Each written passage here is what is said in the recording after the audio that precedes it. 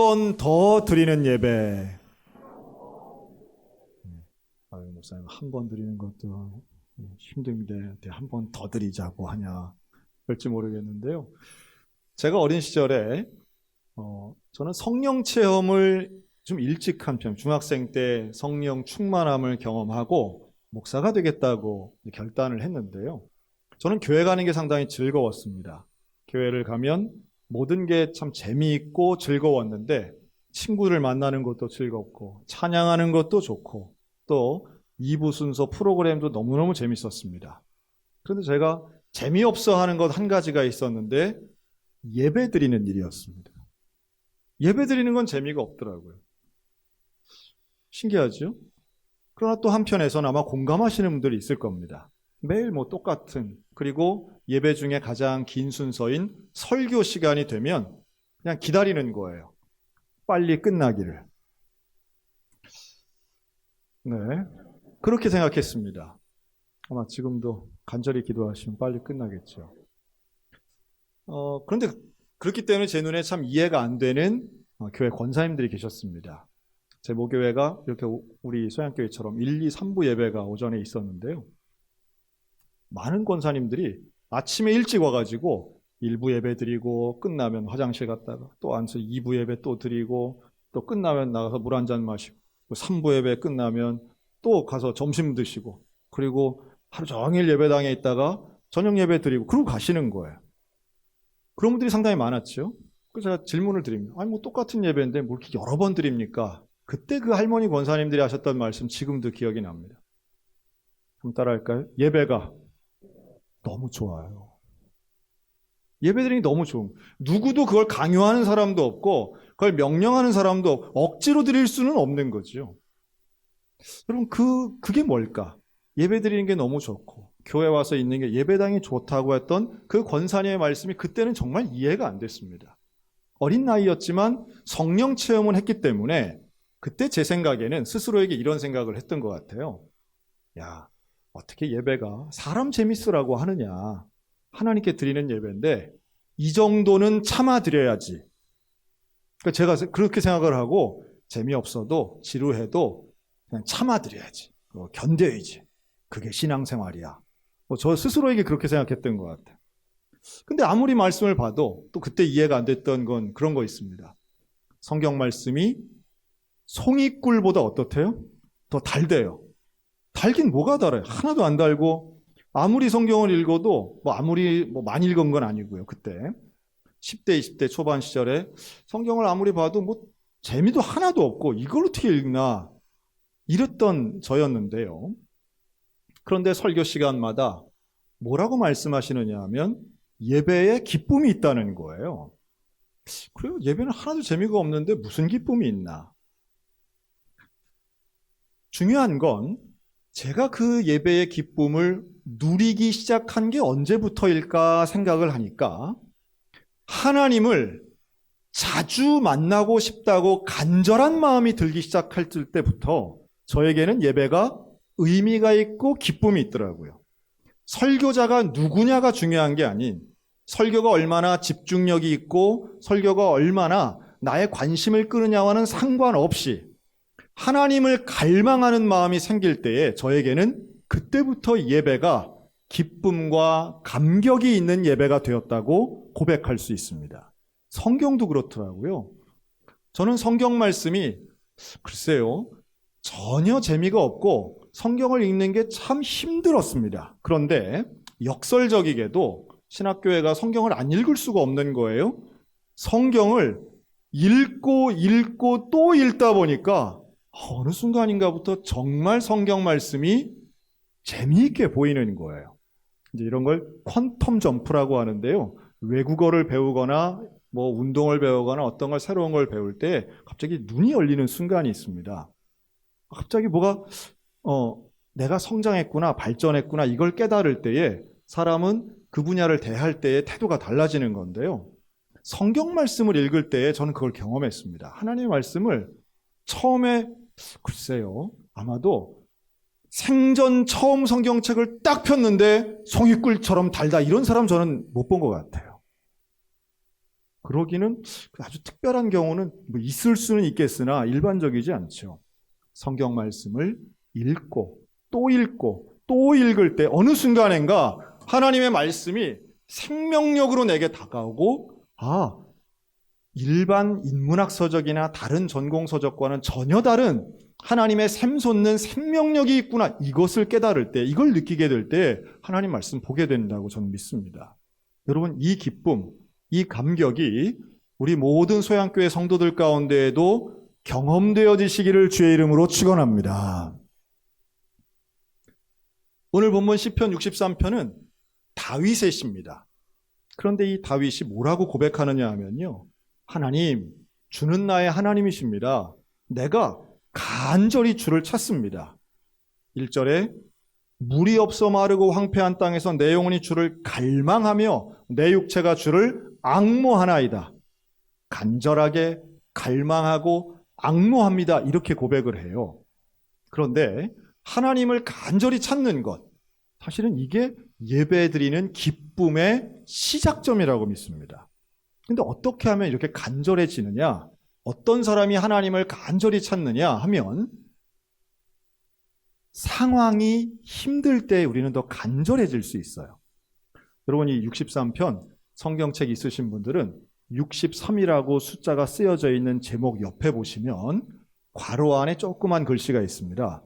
다윗의 시라고 하고 뭐라고 써 있냐면 유다 광야에 있을 때, 이렇게 제목이 붙어 있어요. 즉, 이 시편 63편은 다윗이 광야에 있을 때 쓴 시편이에요. 광야로 왜 갔을까요? 광야로는 도망간 거예요. 피신한 거예요. 사람들로부터 공격당하고 배신당할 때 그걸 피해 간 거예요. 광야는 척박한 곳이지요. 광야는 풍요로움이 없어요. 광야는 먹고 살기 어려워요. 그렇기 때문에 이때는 다윗에게는 사회적으로는 가장 바닥을 칠 때였어요. 인생에 있어서 가장 힘들 때에, 가장 어려울 때에 사람들하고는 등을 지고 척을 지고 배신당하고 마음고생, 몸고생할 때가 바로 유다 광야에 있을 때였습니다. 그런데 바로 그때, 정말 살기 힘든 바로 그 순간에 다윗은 하나님을 찾습니다. 하나님을 갈망합니다. 다른 방법이 없기 때문이기도 하고요. 하나님에 대해 어렴풋이 알고 있지만 어린 시절 다윗은 찬양을 하며 병자를 고쳤던, 치유도 경험했던 사람이에요. 그런 사람이 결국 어려운 순간을 만났을 때, 고난의 순간에 하나님을 찾게 되는 거죠. 그리고 그 찾는 하나님을 갈망하게 됩니다. 그랬더니요, 2절, 내가 주의 권능과 영광을 보기 위하여 이와 같이 성소에서 주를 바라보았나이다. 놀라운 것은 하나님을 간절히 구하자 그곳이, 다윗이 있는 그곳이 성소가 되었다라고 고백합니다.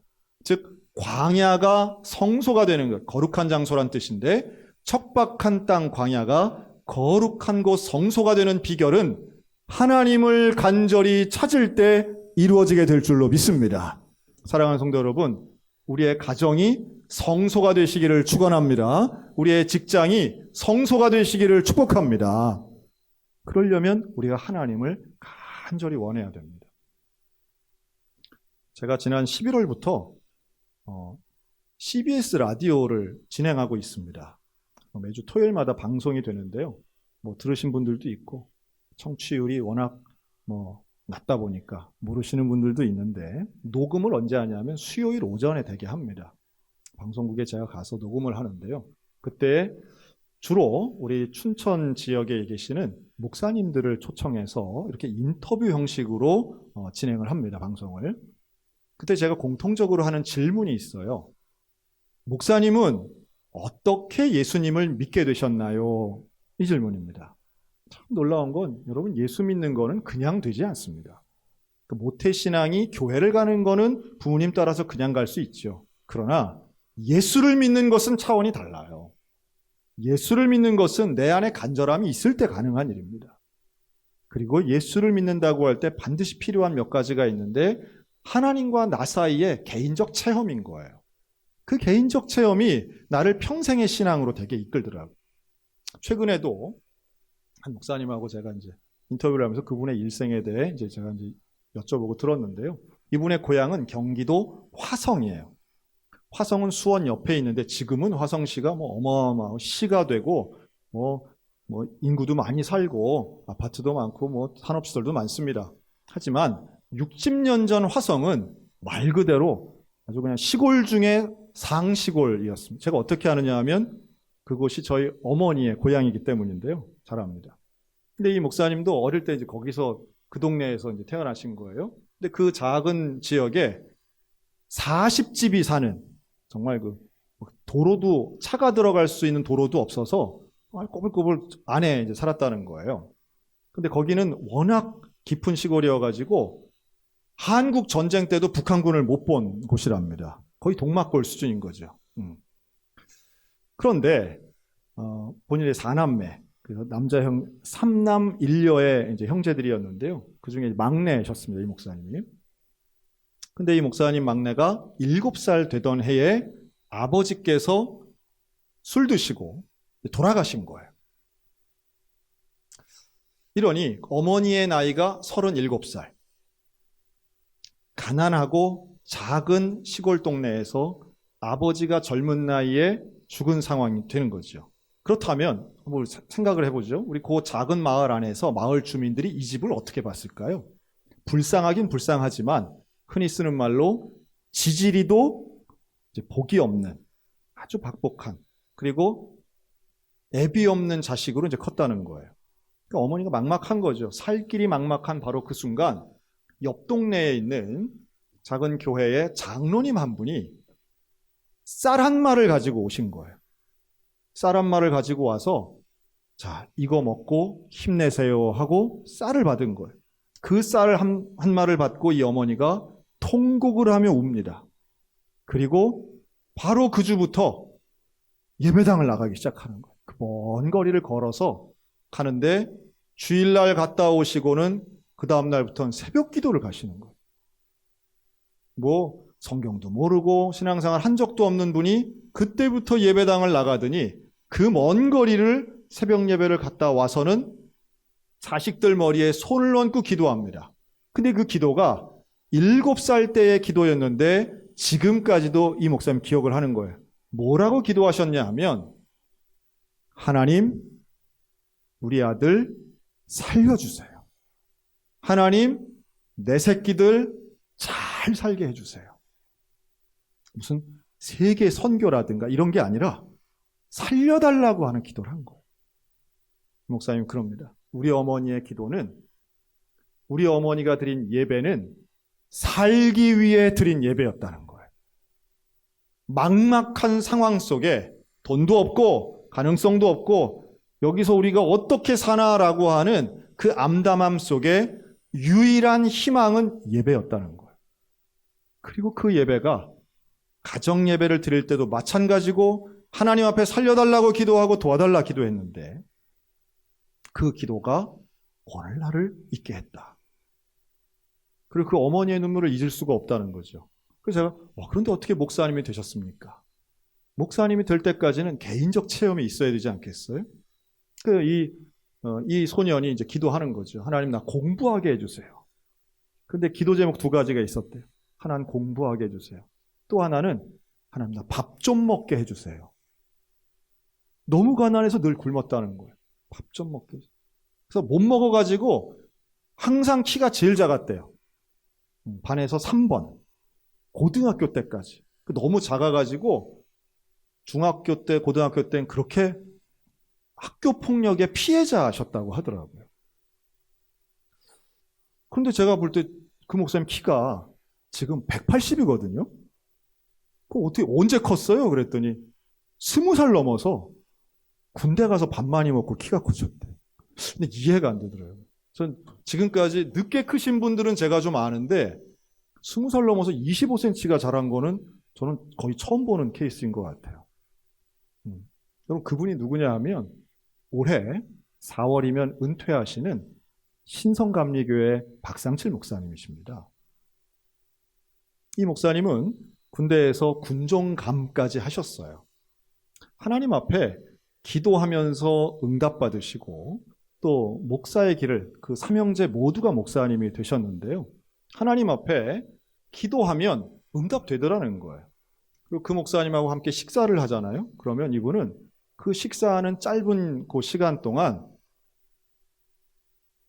한 50번은 더 이렇게 말씀하세요. 참 맛있다. 참 맛있다. 와, 맛있다. 그리고 제가 밥을 먹으면서 처음에는 이분 뭐 이런 분이 다 있나. 밥 먹으면서 왜 자꾸 이런 말씀을 하시지? 그런데 이분은 이게 일생의 고백 같은 것이더라고요. 하나님, 밥 좀 먹게 해주세요. 그런데 하나님이 내게 밥을 주신 거예요. 어떤 밥을 주시든 다 맛있는 거예요.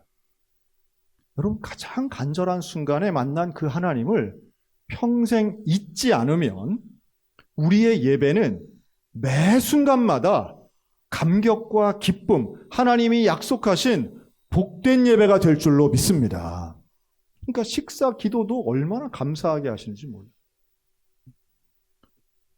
춘천에서 짧은 기간 목회하셨지만 이제 은퇴를 앞두고 계시는 그 선배 목사님하고 하면서 하나님의 원리가 다르지 않구나. 하나님께서 선택하시고 함께 하시면 그곳이 어디든 막막한 상황이든 광야든 가난한 곳이든 결국 하나님께 예배하는 사람들 하나님이 책임지시는구나. 다시 한번 확인합니다.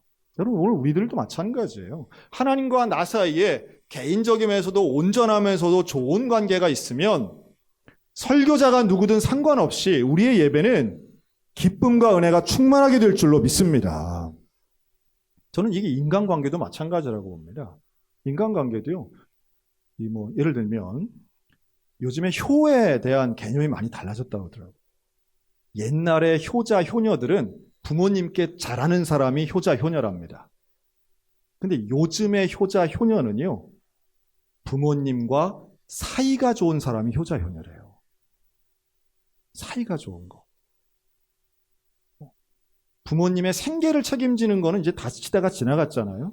그거는 그런 자녀를 기대하는 거는 욕심이 과한 거고요.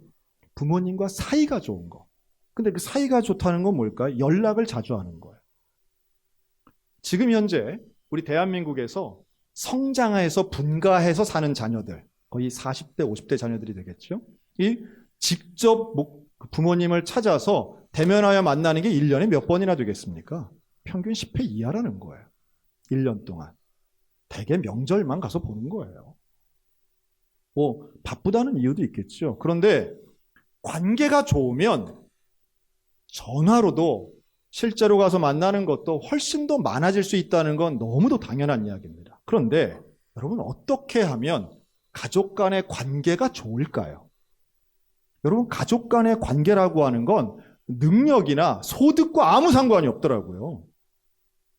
가족 간의 좋은 관계는요, 이렇게 어떤 심리학자가 강의를 하는데 이렇게 표현을 하더라고요.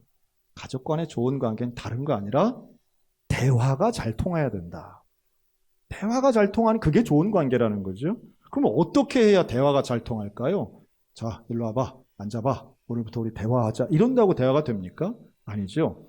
여기에 한 문장으로 이걸 요약하면 이렇게 됩니다. 한번 따라할까요? 맞는 말을 기분 좋게 한다. 한 번만 더요. 옳은 말을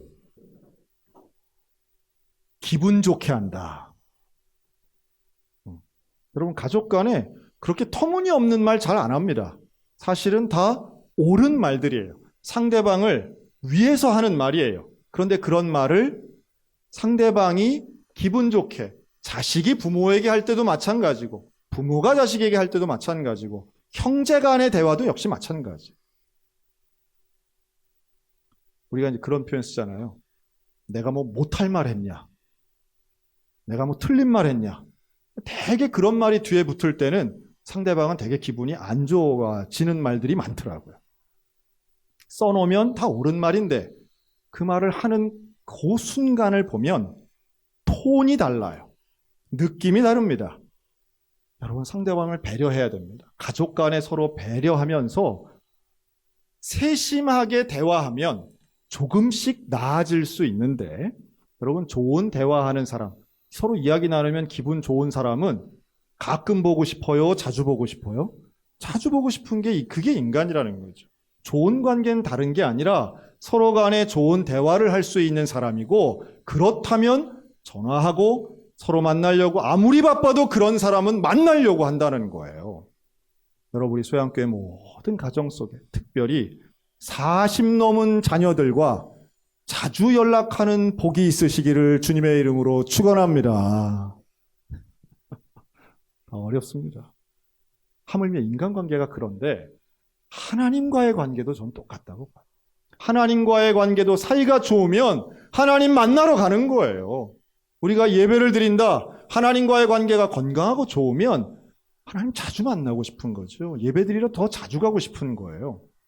여러분, 교회에 많은 예배가 있는데요. 그중에 전교인이 모여서 드리는 공식적인 예배를 우리는 공예배라고 합니다.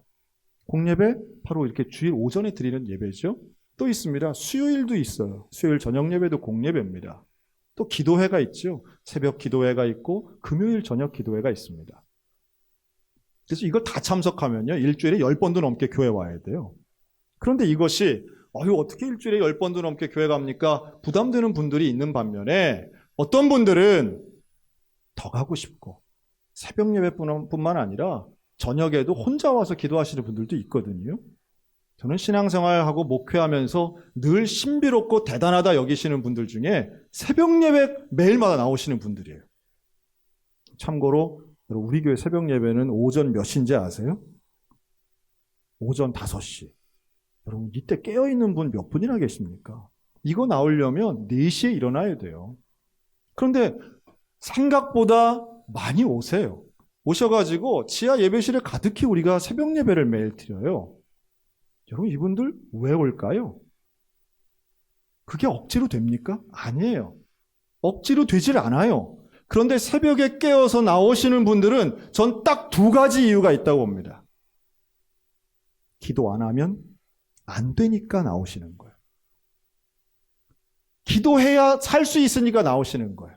그 또 하나가 이유가 있어요. 2번째는 그게 기쁘니까 나오시는 거예요. 기도와 말씀과 예배의 기쁨을 경험한 사람은 오지 말라고 해도 오는 거예요.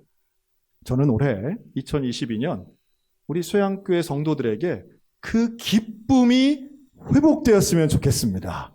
그 감격이 경험하지 못했다면 경험하고 싶은 간절한 마음들이 생기시기를 바랍니다. 여러분, 이것은 설명으로 되는 건 아니에요. 설교자가 아무리 설명을 잘한다 할지라도 그 기쁨은 내가 직접 경험하지 않으면 이게 이해가 안 되는 거예요. 여러분, 신앙생활에 하나님이 약속하신 분명한 기쁨이 있습니다. 오늘 다윗도 그렇게 얘기하잖아요. 내가 일생 동안 주의 인자하심이 내 생명보다 낫습니다. 나는 평생 동안 하나님을 찬미할 겁니다. 내 손을 들고 찬송할 겁니다. 이런 고백은요, 이 광야 한복판에서 다윗이 왜 이런 고백을 합니까? 이것이 기쁨이 되기 때문이에요. 상황은 어렵지만, 상황은 속상한 것들 많지만 그 가운데 내게 참된 기쁨을 주고 참만족을 주는 풍성함이 하나님을 찬양하고 하나님께 예배드릴 때 있더라는 거예요. 여러분, 올해 그 풍성함을 누리는 예배자들 되시기를 축원합니다. 그러면 시키지 않아도, 강요하지 않아도, 명령하지 않아도 우리는 어떻게 하면 예배를 더 드릴까? 그게 이어지면 가정예배 되는 거예요. 가정에서 이것이 기쁘니까, 이것이 온전하니까, 이게 내 자식을 위한 길이니까, 이게 내 가정을 살리는 길이라고 하는 경험이 있으면 가정예배 드리는 겁니다. 우리 오늘 가운데, 올해 가운데 예배의 기쁨이 회복되어서 한 번이라도 더 예배를 드리고자 하는 온전한 영적인 자원함이 풍성하여 예배에 성공하고 갈망하는 하나님을 만나고 하나님이 약속하신 놀라운 기쁨과 감격을 누리는 우리 소양교회 모든 예배자들 다 되시기를 주님의 이름으로 축원합니다.